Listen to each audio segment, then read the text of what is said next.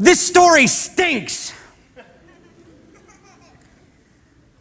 And the horrid smell clings to me. And I need to divest myself of this story, this stink. I need to pull it out of my soul and pass it on. I see a jungle, an enticing and eerily beautiful jungle. The shadows interwoven amongst the trees.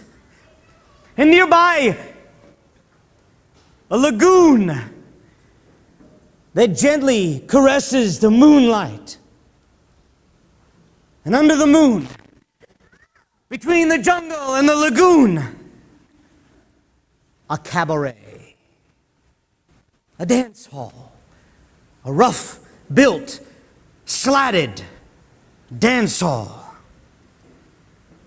And the young people, they love to come to this dance hall and enjoy themselves, to intermingle under the stars. To intermingle under the stars. Every night, the young men and a few of the liberal older men, they would come here and they would meet the young women and they would sashay up and down these floors. They would twirl and they would twist and they would have themselves a great time. But the old people of this even older village were not too happy. Young people came from villages all around, from nearby and far by, to gather at this dance hall. And the old people, they decided to build a hall just for the young women, rooms available to them to keep that intermingling from happening. But young people in the dead of night, one evening, a quite beautiful young woman showed up. Behind her walked a bundled up, fragile old woman. And they walked up to these three young men who were sitting outside this dance hall. They were drinking cane wine, and this young woman, Josepha is what she called herself, she said, I don't mean to bother you too much, but I wonder if there's a place that we might stay. And those young men, whoa, they jumped up and they wrestled over who would grab her ratty old bags. And one young man named Junior, he got a hold of the bags and he walked her backward to the young woman's hall, chatting her up, asking her to come and dance that evening, particularly with him. But as they got to an empty room there in the young women's hall, Josepha, that young woman, she just giggled, threw a little kiss in their direction. She disappeared inside to that room. The old woman never spoke a single word. Now, very soon, Josepha did appear one evening and made her way to the dance hall. Oh, the eyes of those men drawn right to this ravishing young woman. And they moved forward, wanting to have a dance with her. They couldn't believe how gracefully she moved up and down the floor, and each wanted his turn, not so much to dance, but just to be close, so he could whisper in her ear, stay with her, keep dancing with me, maybe we can be together. But she just would giggle, say, I'm too young for that kind of thing. And on she would dance. An evening came, it was about halfway through the night. And Josepha disappeared out of the dance hall. Now you would have thought that these young men would have noticed, but they were preoccupied, didn't really see. Well, anyway, she was gone until maybe 2, 3 in the morning when she came back into that hall as if she had just stepped out for a breath of air. And she continued to dance.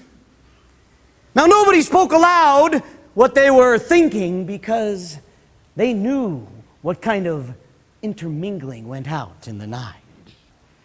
And the young men were secretly hoping that maybe it might happen to them.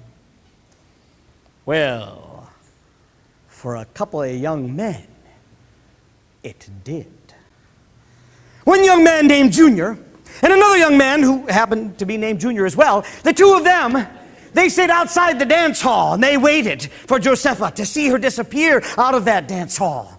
And each of them had their very special night. Oh, a night to remember. If they could have. Or if anybody had asked them, which nobody did. Or rather, nobody could. Because they never came back. Not to the dance hall. Not to the village. Nobody thought much about it. But over the coming week or so, several other young men disappeared. A few named Junior. And people started to wonder what was going on. Stories started to float amongst in the village, perpetuated by the old people. But the young people, they just thought that, those young men had been jilted, or they had felt upset, or maybe got jealous, or maybe their mother called them home. It was no big deal until one night. One young man, he stumbled into the cabaret just as the sun was threatening the horizon. And his side was covered in blood. And he stumbled into the arms of his best friend, Marcos. And his jaw was moving and his body was jerking, but nobody could hear anything because the band was playing. The people were talking, and few were screaming, some were whispering. And soon the band stopped because they wondered why people were not dancing anymore. And they tried to get the people to be quiet, and finally, when all the people in that place had been quiet, they couldn't hear anything. The young man's jaw was moving, but nothing was coming out, and in just a few moments, he passed away in the arms of his best friend, Marcos. And all the young people in that cabaret silently filed out. And Marcos, he picked up the body of his best friend. And he noticed, but it didn't really register, that there was a puncture on the side. And then he completely forgot about it as he gave the body to his best friend's parents. And absolutely nobody saw this strange creature hovering over the house of that young man, which then floated away and disappeared behind the roof of the young women's hall. The stories were floating back and forth, the old people telling all sorts of tales. Parents started to beg their children to stay home. Some locked their children inside of the house. Messages came back from villages far away. Come home now. But fear only grips you when you spend lonely nights. And these young people did not want lonely nights. So they eased their way back out to be at that dance hall, to be together, to celebrate. And each night, the young men would line up right at the door of Josepha's house, waiting for her. Oh, they were smitten, and they wanted to be first in line. They wanted to be the first to dance with this young woman. And none wanted this more than a young man named Hernando. Hernando, the nephew of the man that owned this dance hall. He set his sights on Josepha. So he stalked her. Told himself he did it for her good. There was evil lurking around there, so he'd be there. And he hid out in the shadows. And when Josepha one night came out of the cabaret, he jumped from shadow to shadow, following her until she got back to her house. And he went around the house and found a hole in the fence that is around that house, something made by some wandering pigs at some point. And he went down through that fence, and he crawled underneath the house, and through the slats in the floor, he stuck his eye. And the old woman had a vial in her hand. She stuck her finger in that vial. And Josepha raised her shirt. And the old woman drew a line along the side of Josefa. And she stuck her finger in the vial, and her mouth was moving, but as close as he got to the slats in the floor, Hernando couldn't hear what she was doing. Humming, chanting, singing, he couldn't tell. But he watched as the second finger went into the vial and traced the second line, a mirror of the first, round about the other side till it connected in the back. And all of a sudden, the energy seemed to just flow out of the old woman, and she fell back, kind of passed out in a chair. And Hernando, he shoved his head close, trying to see what was going on with this old woman. But then he heard a wet, kind of slurpy, ripping sound. And he flipped eyes. And he watched as Josefa was rising off the ground. Well, not all of her. The bottom stayed down, the top pulled up. And she ripped in half. And as she floated, her entrails were pulling out of the lower half, popping wetly out of her body. Until the bottom half was empty and fell over into the lap of the sleeping old woman.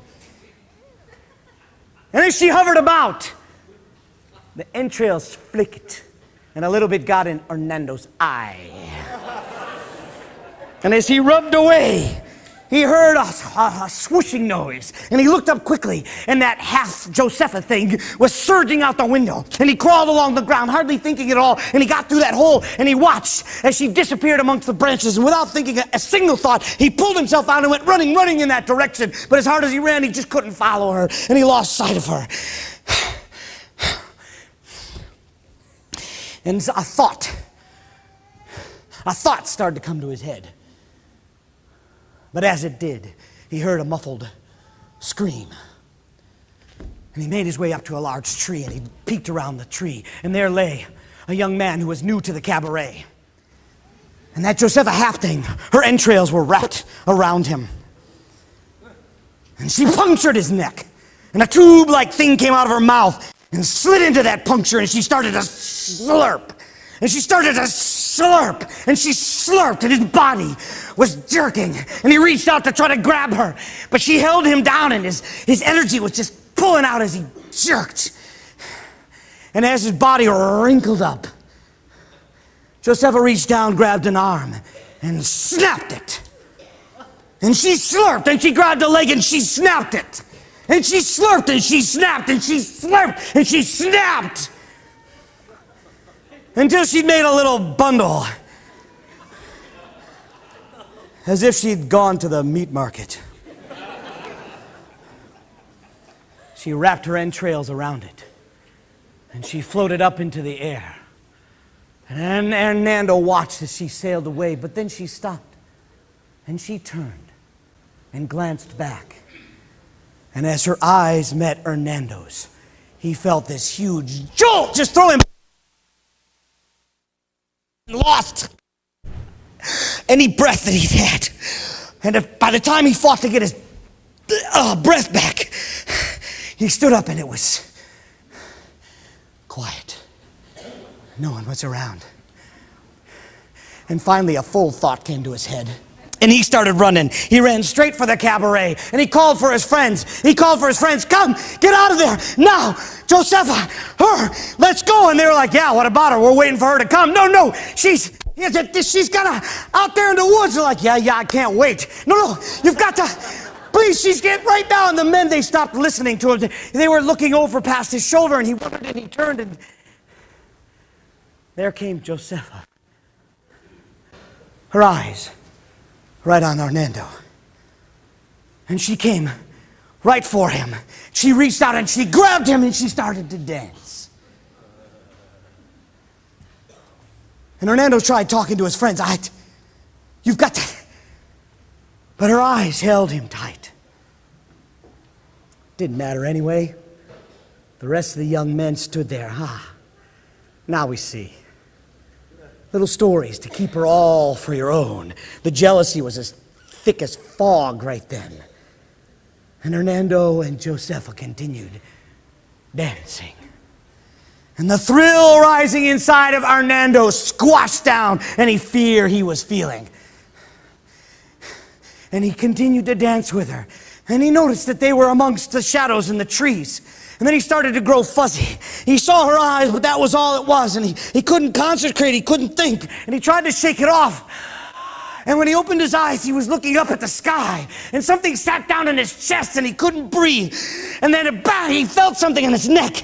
And his body started to jerk and jerk and jerk.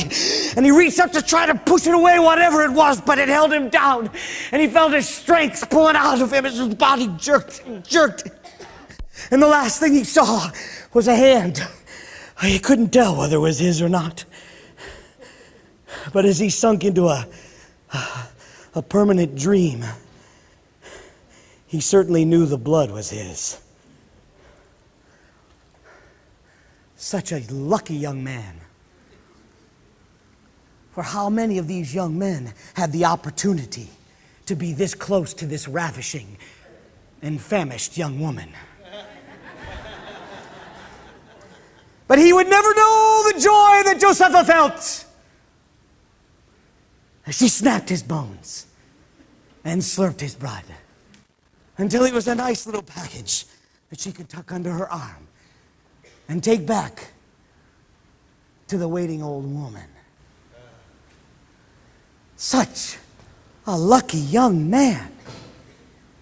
Because who knows what intermingling happens under the stars? 2 trees down, there was some intermingling. And the 2 of them had stepped out when Hernando started screaming. Now the young man, who happened to be called Junior, he immediately fell to his knees and just got sick. But the young woman, she had her wits about her. This young woman, Maria, she started to run. And she ran, screaming out the name, Papa, Papa. And her father, as she got close to the village, he came banging out the door of his house. And she was pointing, that girl, that strange girl. And he called for his friends, and they came banging out of the doors of their houses with sticks and spears and bamboo rods. And they went up to the house of that young woman, and they kicked out the old woman, gnawing on a piece of Hernando. And they made a dive for Josepha, but her body ripped in half, and her upper half floated off. One man jumped forward and grabbed her entrails, trying to hold her back, but they slipped through his fingers, and she surged out the window, and they surged out the door, and they were throwing the rocks and the sticks and the spears at her until one of them sliced right through the middle of her. And she came tumbling down through the branches of a tree, breaking off branches. But parts of her body, her entrails, got stuck, and it made her bounce back up and swirl around, and pieces of her pulled off in the tree as she came tumbling down to the ground. And as she hit the ground, the men set upon her and ripped her to pieces. And the other men pulled the old woman out of the house, and they sliced her into bits. And they passed out the little bits of that Joseph and that old woman. And they went and surrounded the lagoon and distributed those bits everywhere. Because a witch cannot cross the water. But who knows what intermingling happens under the stars?